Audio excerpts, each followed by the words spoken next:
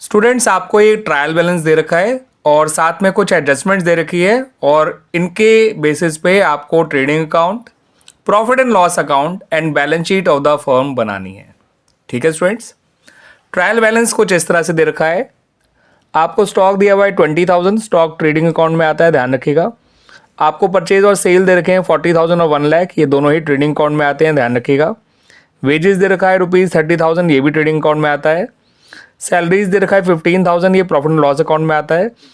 Bad debts दे रखा है 5,000, ये भी प्रॉफिट एंड लॉस अकाउंट में आता है। रेंट रिसीव दे रखा है आपको ₹10,000, ये भी प्रॉफिट एंड लॉस अकाउंट में आता है। डेटर्स और क्रेडिटर्स दे रखे हैं जो कि एसेट और लायबिलिटीज़ में आते हैं, डेटर एसेट में और क्रेडिटर लायबिलिटीज़ में, ठीक है, बैलेंस शीट में यानी, और कैपिटल भी आपका लायबिलिटी साइड में शो करते हैं यानी बैलेंस शीट में। ठीक है स्टूडेंट्स, ये तो है आपका ट्रायल बैलेंस और एडिशनल इन्फॉर्मेशन क्या है वो देख लीजिए। आपको क्लोजिंग स्टॉक दे रखा है ₹30,000, आउटस्टैंडिंग सैलरीज दे रखी है ₹5,000, फर्दर बैड डेट्स दे रखे हैं ₹4,000 और ये भी कहा है कि प्रोविजन फॉर डाउटफुल डेट्स 5% जो है वो मेंटेन करना है। इतनी इन्फॉर्मेशन आपको दी हुई है स्टूडेंट्स और आपको इनकी हेल्प से trading account, profit and loss account and balance sheet of the firm बनाना है। ठीक है स्टूडेंट्स, इन तीनों चीज़ों को बनाने से पहले स्टूडेंट्स एक बात का ध्यान रखिएगा कि जो ट्रायल बैलेंस के अंदर की लिखी हुई चीज़ें होती हैं, वैल्यूज़ होती हैं, वो केवल एक ही जगह जाएंगी जहाँ जहाँ मैंने ये मेंशन किया है। लेकिन जो एडजस्टमेंट्स में गिवन वैल्यूज़ होती हैं ये दो दो जगह ज़रूर जाती हैं। ठीक है, इनका इफेक्ट दो जगह शो किया जाता है। जैसे कि ये क्लोजिंग स्टॉक है, एक बार ट्रेडिंग अकाउंट में जाएगा और एक बार बैलेंस शीट में जाएगा, एसेट साइड। आउटस्टैंडिंग सैलरी एक बार आपको सैलरीज में ऐड कर देंगे और एक बार इसको लायबिलिटीज़ में शो करेंगे। फर्दर बैड डेट्स को आप बैड डेट्स में ऐड कर देंगे प्रॉफिट लॉस अकाउंट में और बाद में डेटर में सब्ट्रैक्ट भी करेंगे। और जो नया प्रोविज़न आप निकालेंगे for bad debts, for doubtful debts 5%, इसको डेटर पे निकालने के बाद आप इसे बैड डेट्स में ऐड करेंगे और डेटर में से सब्ट्रैक्ट भी करेंगे। ठीक है ना स्टूडेंट्स, तो आइए अब पहले ट्रेडिंग अकाउंट देख लेते हैं, फिर बात करेंगे about profit loss account and then balance sheet. तो ये आपका ट्रेडिंग अकाउंट बहुत छोटा सा ही बनेगा स्टूडेंट्स और इस ट्रेडिंग अकाउंट में आपको शुरुआत करनी है ओपनिंग स्टॉक से जो कि 20,000 है। परचेज लिखना है जो कि है 40,000। वेजेस लिखने हैं जो कि हैं 30,000। सेल्स लिखना है जो कि है 1 लाख और क्लोजिंग स्टॉक लिखना है जो कि है 30,000। क्लोजिंग स्टॉक एडजस्टमेंट है, ये एक बार अभी और आएगा, ध्यान रखिएगा। इनकी हेल्प से आपको ग्रॉस प्रॉफिट मिल जाएगा स्टूडेंट्स और ग्रॉस प्रॉफिट निकल कर आएगा आपका 1,30,000 और उसमें से आपको माइनस करना है 90,000, तो ये आया 40,000 आपका ग्रॉस प्रॉफिट। ठीक है स्टूडेंट्स, तो ग्रॉस प्रॉफिट आ गया 40,000। अब आपको बनाना है प्रॉफिट एंड लॉस अकाउंट। अब profit and loss account students इस तरह से बनेगा। इसकी शुरुआत करेंगे हम ग्रॉस प्रॉफिट से जो कि है ₹40,000 और प्रॉफिट एंड लॉस अकाउंट के डेबिट साइड में सैलरीज आएंगी आपकी जो कि है ₹15,000 और इसमें आउटस्टैंडिंग सैलरी ऐड करना मत भूलिएगा जो कि है ₹5,000। ये हो गया 20,000 और ये जो आउटस्टैंडिंग सैलरी है अभी एक जगह और आनी है, ठीक है, लायबिलिटी साइड में, क्योंकि एडजस्टमेंट है, एडजस्टमेंट दो जगह ज़रूर आता है। फिर आपको यहाँ पर जो है बैड डेट्स लिखना है जो कि है 5,000। इसमें फर्दर बैड डेट्स ऐड कर देना है 4,000। ये अभी डेटर में से माइनस भी किया जाएगा, ये एडजस्टमेंट है इसलिए। और आपको नया प्रोविज़न फॉर डाउटफुल डेट जो है वो निकालना है और इसमें ऐड करना है। अब ये नया प्रोविज़न फॉर डाउटफुल डेट्स कैसे निकलेगा समझ लीजिए स्टूडेंट्स। आपको डेटर ऊपर 60,000 दे रखे हैं। इस 60,000 के डेटर में से पहले आप फर्दर बैड डेट्स के ₹4,000 माइनस कर दीजिए, बचेगा 56,000।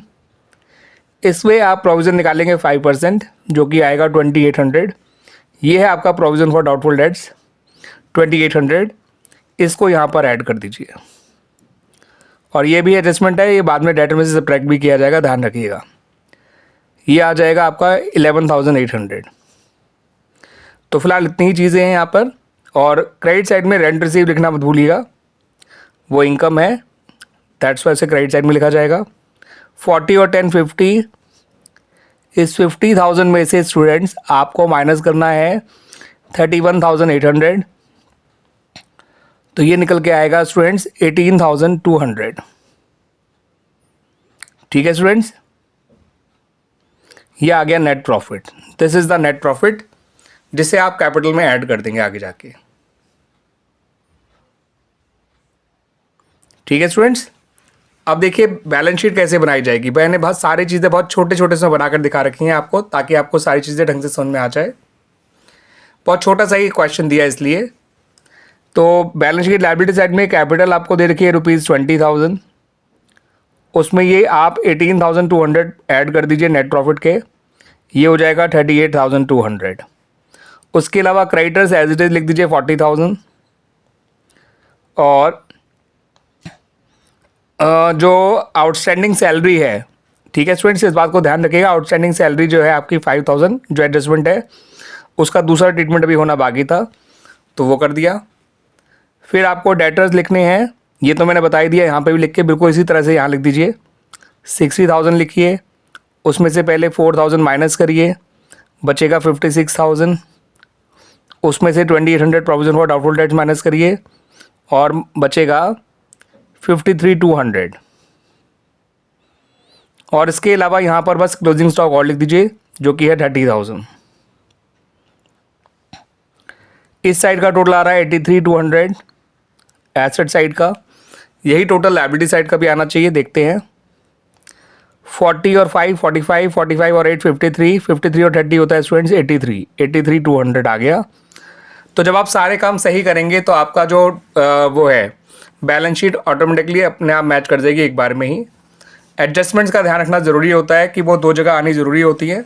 आप देख सकते हैं स्टूडेंट्स यहाँ पर कि जो एडजस्टमेंट्स हैं, यहाँ पर जो एडजस्टमेंट्स हैं वो दो जगह आई हैं। जैसे क्लोजिंग स्टॉक यहाँ भी आया, बाद में यहाँ पर भी आया, ठीक है। जैसे कि आप देख सकते हैं आउटस्टैंडिंग सैलरी यहाँ भी आया और यहाँ भी आया। आप देख सकते हैं फर्दर बैड डेट्स यहाँ भी आया और यहाँ भी आया।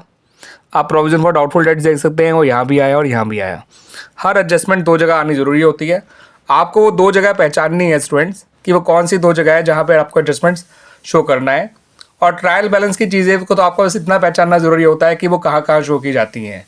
कितना अमाउंट ट्रेडिंग अकाउंट में, कितना अमाउंट प्रॉफिट लॉस अकाउंट में, कितना जो है बैलेंस शीट में शो किया जाता है, कौन कौन सा अमाउंट। ठीक है ना स्टूडेंट्स, तो आंसर एक बार में ही आया करेगा आप लोगों का भी।